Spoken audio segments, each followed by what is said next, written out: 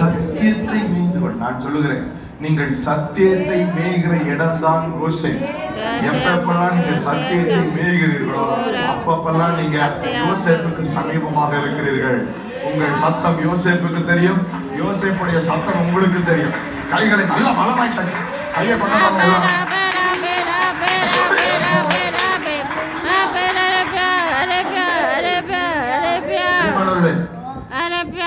நம்ம ஜெபிக்கிறோம், அவரை எட்டுதானே தெரியல, அவர் பேசுறது நமக்கு கேட்குதானே தெரியல.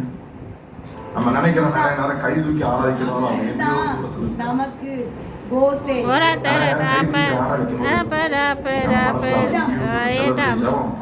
இறங்கி வரோம் எங்கேயோ தூரத்துல உயரத்துல இருந்து இறங்கி வராம இருக்கிறாருன்ற அந்த மனநிலையோடு தான் பல நேரங்களில் அவிசுவாசமான இருமனமுள்ள ஜனங்களை ஏறெடுத்து. ஆனால் to feel, to enjoy the nearness of God, அவர் சமீபமாக இருக்கிறார். நான் பேசும்பொழுது அவர் கேட்கிறார். அவர் என்னை தாங்கி எனக்கு ஆலோசனை தந்து என்னை வழி நடத்துகிற சமீபத்தில் தான் இருக்கிறார். அந்த சமீபத்தை அனுபவிக்க நாம் ஒவ்வொரு கோஷங்களை நாட்டப்பட்டவர்களாக பழக வேண்டும். கைகளை தட்டி தேவனை மகிழ்ச்சி.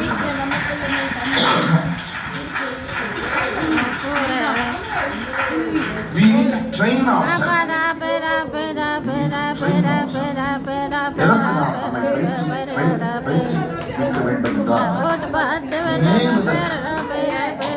சத்தியத்தை